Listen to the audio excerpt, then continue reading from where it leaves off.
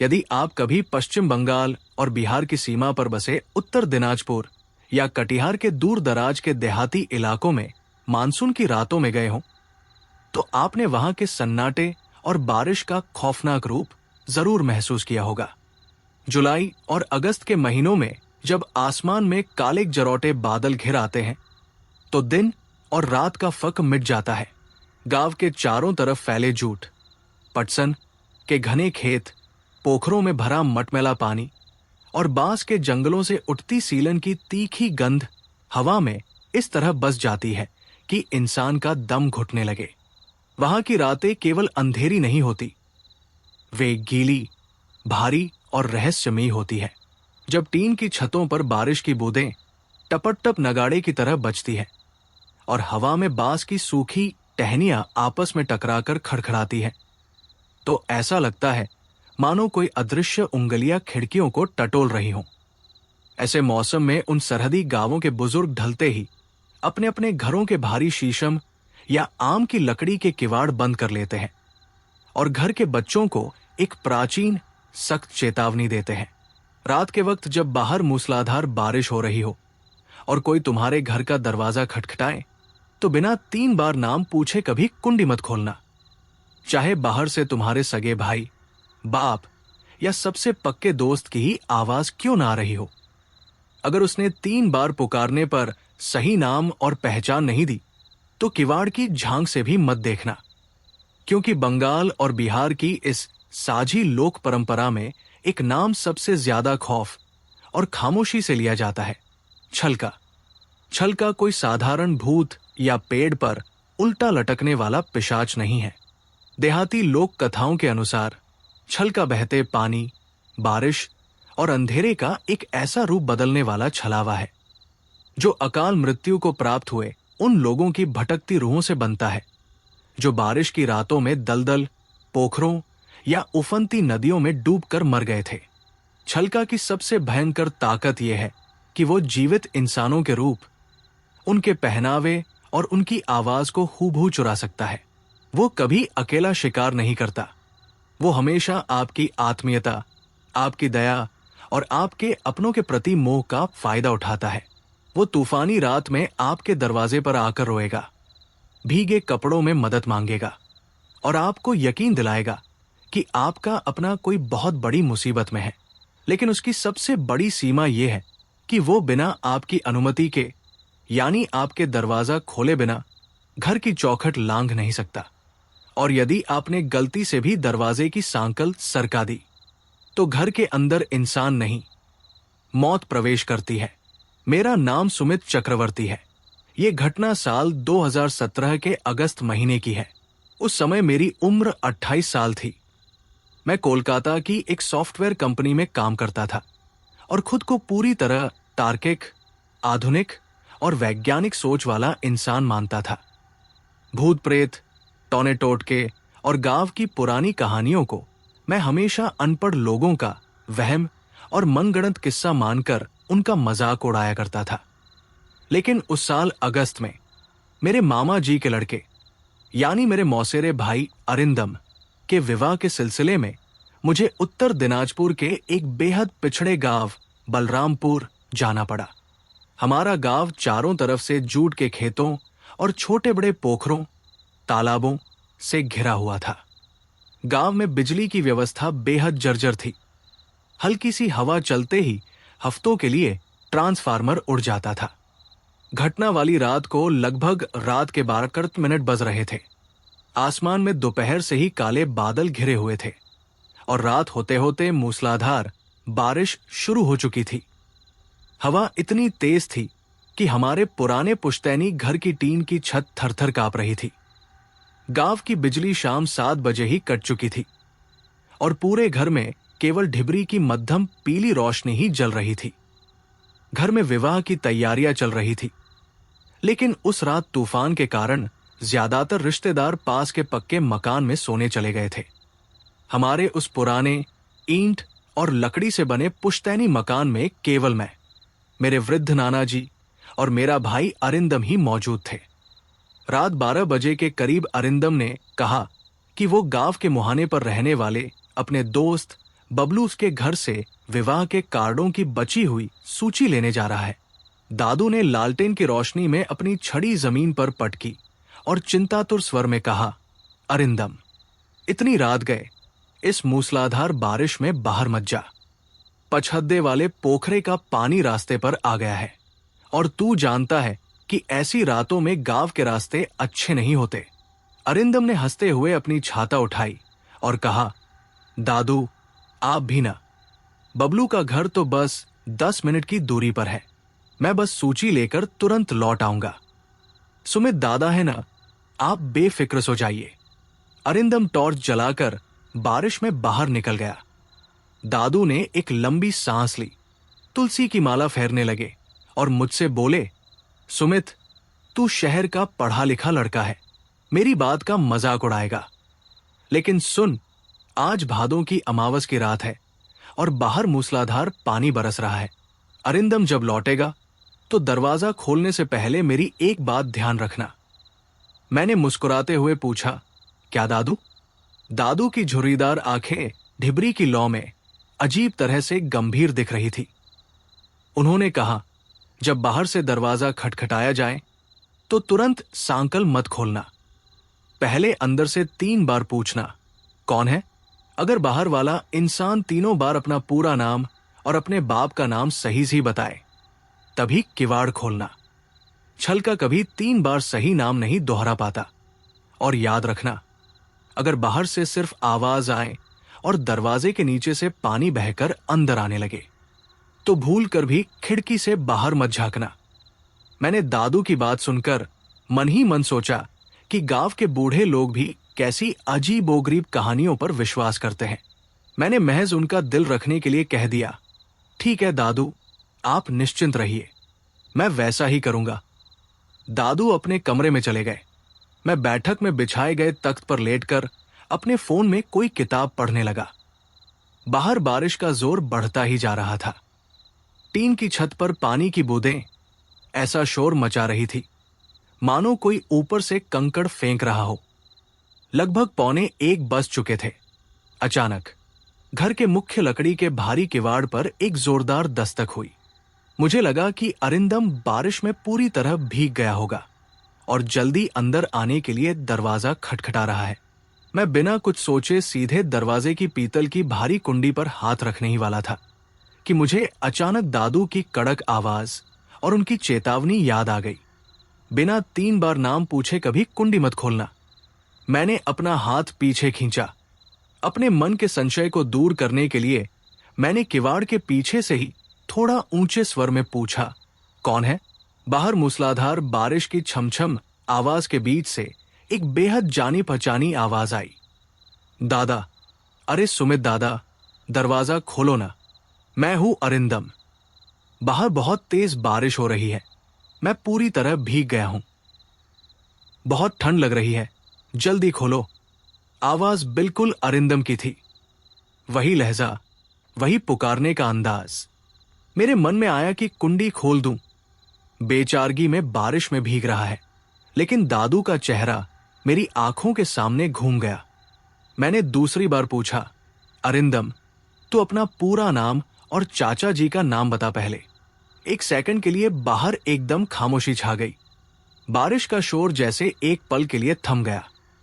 फिर बाहर से वही आवाज आई, लेकिन इस बार उस आवाज में एक अजीब सा खिंचाव और भारीपन था। दादा, तुम भी क्या मजाक कर रहे हो इतनी रात को? मैं अरिंदम ही तो हूं। तुम्हारे चाचा का नाम? अरे, चाचा का नाम तो तुम्हें पता ही है। दरवाजा खोलो दादा, हाथ में छाता टूट गया है, पानी बहुत ठंडा है, जल्दी खोलो। आवाज अरिंदम की ही लग रही थी, लेकिन उसने मेरे सवाल का सीधा जवाब नहीं दिया था। उसने चाचा जी का नाम नहीं बताया था। मेरे रोंगटे खड़े होने लगे। मेरे हाथ में पकड़ी ढिबरी का कांच का चिमनी कांपने लगा। मैंने दादू के नियमानुसार तीसरी बार अपनी पूरी ताकत लगाकर चिल्लाकर पूछा, अरिंदम, तीसरी और आखिरी बार पूछ रहा हूं, अपना पूरा नाम और अपने पिता का नाम बता, वरना मैं दरवाजा नहीं खोलूंगा। इस बार दरवाजे के दूसरी तरफ से कोई इंसानी जवाब नहीं आया। इस बार दरवाजे के लकड़ी के पल्ले पर एक ऐसी आवाज आई मानो कोई अपनी नंगी, सूजी हुई और लंबी उंगलियों के नाखूनों से लकड़ी को खुरच रहा हो। खुर खुर खुर। और फिर किवाड़ के बिल्कुल नीचे वाली पतली झिरी से, जहां से हवा आती थी, मटमैला बदबूदार पानी बहकर घर के अंदर आने लगा। वो सामान्य बारिश का पानी नहीं था। वो पानी इतना काला और गंदा था जैसे किसी बहुत पुराने सड़ रहे पोखर के पेंदे की कीचड़ हो। और उस पानी के साथ एक ऐसी भयंकर सड़ांध बैठक में फैल गई मानो किसी मरे हुए जानवर की हफ्तों पुरानी लाश पानी में गल रही हो। मेरी रीढ़ की हड्डी में बर्फीली सनसनाहट दौड़ गई। मेरा पूरा शरीर कांपने लगा। तभी दरवाजे के ठीक बाहर से एक आवाज गूंजी, लेकिन इस बार वो अरिंदम की आवाज नहीं थी। वो आवाज एक साथ हजारों लोगों के फुसफुसाने जैसी थी, जिसमें आदमियों, औरतों और बच्चों की घुटी हुई, पानी में डूबती हुई चीखें मिली हुई थी। सुमित, किवाड़ खोल दे, हमें अंदर आने दे। बाहर पानी बहुत गहरा है, बहुत अंधेरा है। वो छलका था। वो अरिंदम नहीं था, बल्कि वही भयानक जल छलावा था जो अरिंदम का रूप और उसकी आवाज चुराकर मेरे घर की चौखट पर खड़ा था। यदि मैंने दादू की बात न मानी होती और पहली ही दस्तक पर कुंडी खोल दी होती, तो वो बहता हुआ काला पानी और वो शैतान अब तक मेरे घर के अंदर होता। मैंने खौफ के मारे अपने कदम पीछे खींचे। ढिबरी मेरे हाथ से छूटकर जमीन पर गिरते गिरते बची। मैंने फैसला किया कि मैं खिड़की से झांक कर देखूंगा कि बाहर आखिर कौन खड़ा है। हमारे घर के मुख्य दरवाजे के ठीक दाईं तरफ एक छोटी सी लोहे की ग्रिल वाली खिड़की थी। मैं दबे पांव खिड़की की तरफ बढ़ा। जैसे ही मैंने खिड़की के लकड़ी के पटों को थोड़ा सा सरकाकर बाहर झांकने की कोशिश की, जो दृश्य मेरी आंखों के सामने था, उसने मेरे दिमाग के तार्किक ताने बाने को एक पल में नष्ट कर दिया। बाहर कड़कड़ाती बिजली की कड़क के साथ एक पल के लिए पूरा आंगन नीली रोशनी में जगमगा उठा। दरवाजे के बाहर कोई इंसान खड़ा नहीं था। वहां आंगन में मूसलाधार बारिश के बीच पानी का एक विशाल, बेढंगा और काला पुतला खड़ा था। वो आकृति किसी हाड़मांस के इंसान की नहीं बनी थी। वो बहते हुए मटमैले पानी, काई, बासी जूट की रस्सियों और सूखी पत्तियों से मिलकर बनी एक अमानवीय रचना थी। उसके शरीर से टपकता हुआ पानी सीधे घर के दरवाजे के नीचे बहकर अंदर आ रहा था। और सबसे भयानक बात यह थी कि उस पानी की आकृति के चेहरे की जगह पर कोई आंखें, नाक या मुंह नहीं था। वहां केवल एक खाली काली गहराई थी, जिसके अंदर से नीली हरी रोशनी चमक रही थी। लेकिन उस आकृति ने जो कपड़े पहन रखे थे, वे बिल्कुल वही लाल काले रंग की टी शर्ट और नीली जीन्स थी जो अरिंदम पहनकर घर से निकला था। उस पानी की आकृति ने अपने दो लंबे, लचीले और पानी से बने हाथों को ऊपर उठाया और फिर से दरवाजे पर पटका। सुमित, खिड़की से मत देख। अचानक पीछे से दादू की कड़क और भयानक चीख सुनाई दी। दादू दौड़ते हुए बैठक में आए।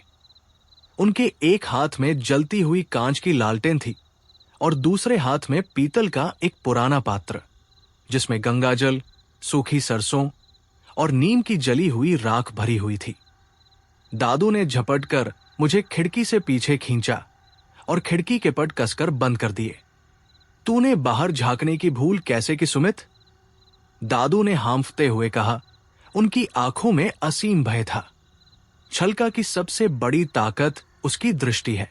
अगर तूने उसकी आंखों में आंखें डाल ली होती तो वो तेरे दिमाग को सम्मोहित, हिप्नोटाइज कर देता।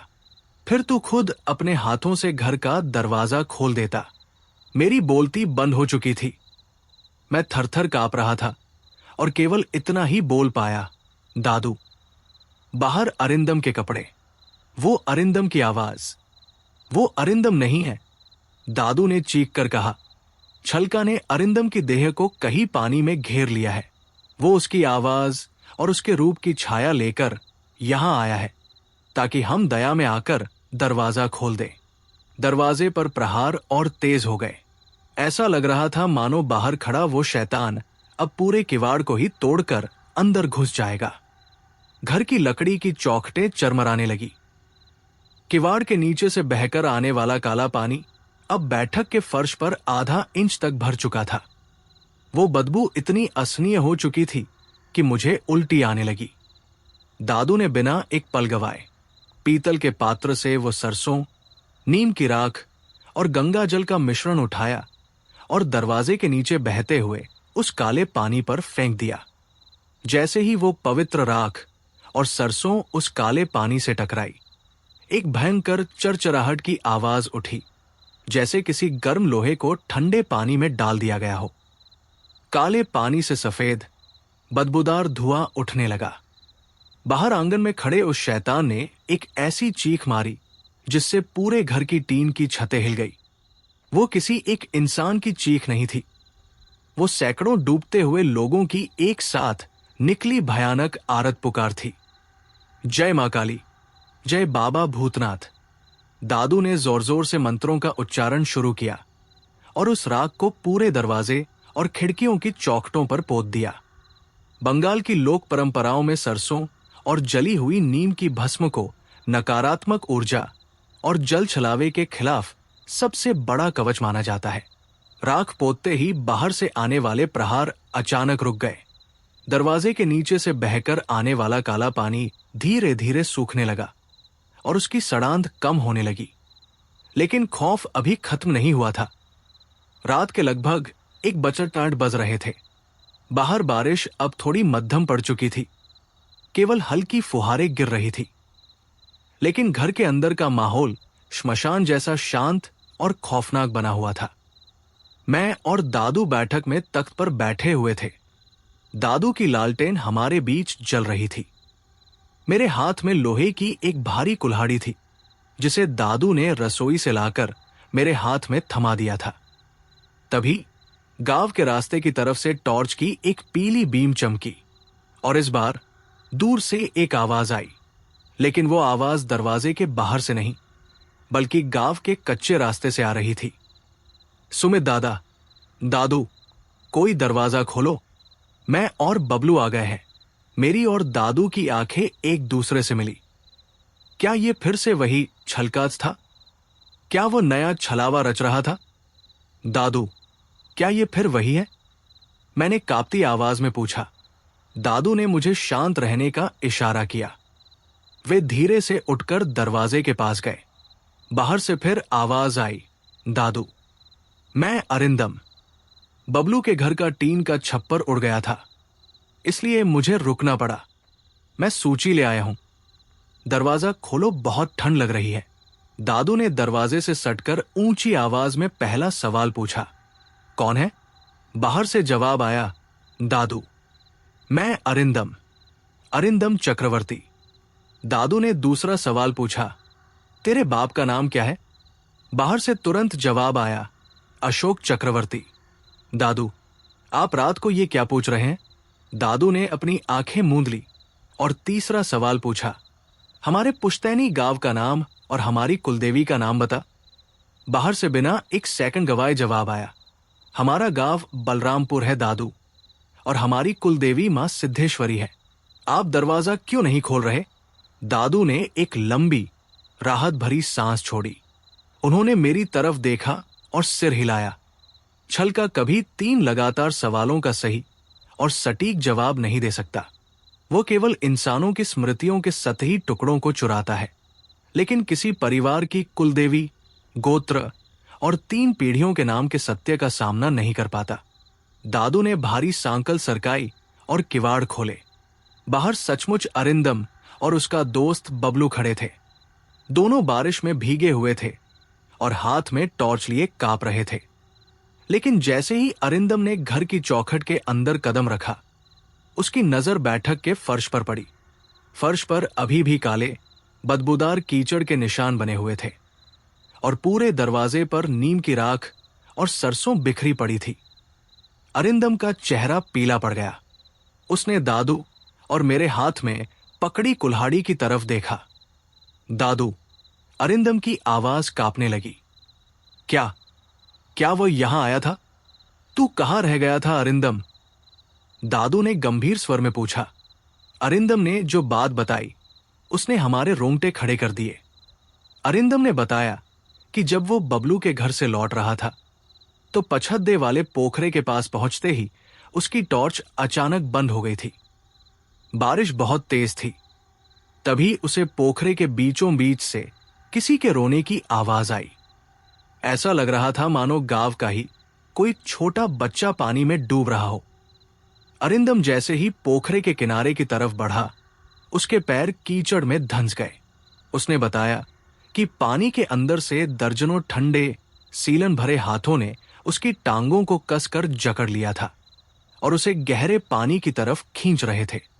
अगर बबलू अपनी बड़ी टॉर्च लेकर समय पर न पहुंचता और उसने मुझे लोहे की लाठी से बाहर न खींचा होता तो मैं आज उस पोखरे के पेंदे में होता दादू। अरिंदम फूट फूट कर रोने लगा।